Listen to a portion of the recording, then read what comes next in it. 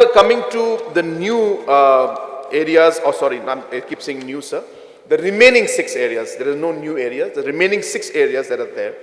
Sir, after the swearing in and formation of this government, I had made a visit to Delhi, as you're aware, and I had met everybody from the Honorable President to Honorable Vice President, Prime Minister, Home Minister, and many other leaders in Delhi.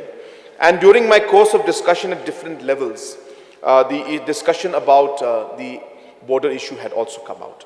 And the central leadership had also of the Government of India had also expressed that this issue should be, the momentum should not be lost, and that we should try and take all stakeholders into confidence and try and find a solution to this particular problem also.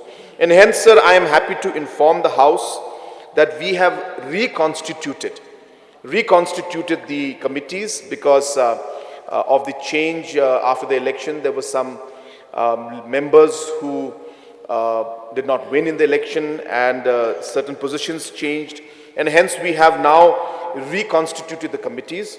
And this may be the best opportunity for me to read out the names of the new committee members. So for Ribhoi committee, the regional committee, Shri Preston Tinsong, Deputy Chief Minister in charge Home Police, will be the chairperson. The members will be Shri Sostenes Sotun, MLA of Jirang and the Government Chief Whip. Third member will be Shri Merilbon Siem, the MLA of Nongpo. The fourth member will be Shri Damanbait Lamare, MLA of Umroi constituency. The fifth member will be Charles Marangar, the MLA of Mohati constituency. Sixth member is Shri Jambor War, the executive member of the KHEDC in charge Ilaka. And number 7, the Deputy Commissioner Ribhoi will be the member convener. So West Khasi Hills, the reconstituted committee will be as follows. Shri Paul Lingdo, Minister in charge Social Welfare, will be the chairperson. Shri R.L. Tonkar, MLA Mokurwat, will be member. Shri Methodius Dakar, MLA Motion Route, will be member. Shri Remington Gabal Momin, MLA Ramrai Janangam constituency, will be member. Shri Jigur Marthong, Deputy CEM of KHADC, will be a member. Shri Banjop Pinrop, MDC of Ramrai Janangam KHADC, will be a member. And Deputy Commissioner of West Khasi Hills will be the member convener. For West Jente Hills, Shri Snowbalang Dhar, Deputy Chief Minister in charge Urban Affairs, etc., will be the chairperson. Number 2, Shri Kamingwon Umban, Minister Food and Civil Supplies, will be a member. Number 3, Shri Lakmen Rumbui, MLA of Amlarem constituency, will be a member. 4, Shri Nujurki Sungo, MLA of Mokayo constituency, will be a member. 5, Shri Thombor Shivat, CEM of Jente Hills Autonomous District Council, will be a member. 6, Shri Aiborlang Shadap, the MDC of Boroto Mukro of Jente Hills Autonomous District Council, will be a member. And number 7, the Deputy Commissioner of West Jente Hills will be the member convener, sir. Hence, the committees have now been reconstituted. This was done about a week back, and the notification was out a week back. But I thought that it's good that I will mention it now on the floor of the House. This may be the best time to share it with everyone. And soon we will be, after the session is over, maybe sometime in the month of April or May, we will initiate the first rounds of talk, where we will ask the regional committees also to be present.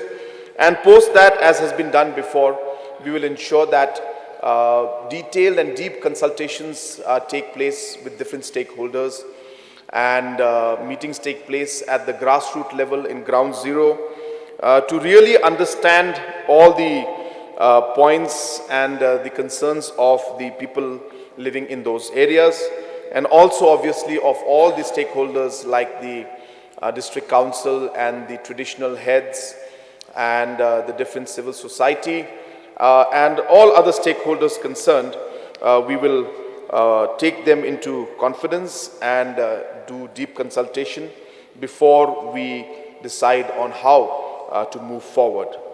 And while I say that, sir, I have to admit that it is indeed a very, very complex situation. And it is not going to be so easy for us to be able to find a solution that is going to be 100% acceptable solution to all. But I would like to appeal to everyone in this house today, and also the people of the state and all the other stakeholders who are involved out here, that let us keep the larger picture in mind. Situations and solutions and problems like this cannot be resolved if we keep sticking to our positions and keep sticking to our point and not realizing that maybe if we were to just take one step to the right or one step to the left, our vision and our view may change of the things, and in the larger interest of finding a solution, that we may need to understand that we may need to look at different ways of solving this problem. It's very important that we go with the right mindset into this discussion. If we go with a negative mindset, if we go with a mindset that we will not listen to anybody, that we will not move an inch, that we will not agree to anything that the other side says. If the other side said yes, then we will say no. If they say no, then we will say yes. Then we will not be able to find a solution ever to this complex problem. So hence we must go with an open mind, sticking to our demands, ensuring that we don't compromise on the basic principles and the interests of our people. That should be the basis of our discussions. And I don't want to use the word deal, that this deal is good or this deal is bad. It is not a deal, sir. We're not trying to deal with somebody and we're going to say that, okay, you take this, I take this. That's not our point. Our point here is, sir, the word I would like to use, and the best word that we can use is, what is the solution? We are here to find a solution. How do we do it? By ensuring that we maintain the interest of the different stakeholders. How do we ensure that we stick to our demands and our position in whatever way possible, and yet we're able to find a solution to this by keeping the larger interests in mind?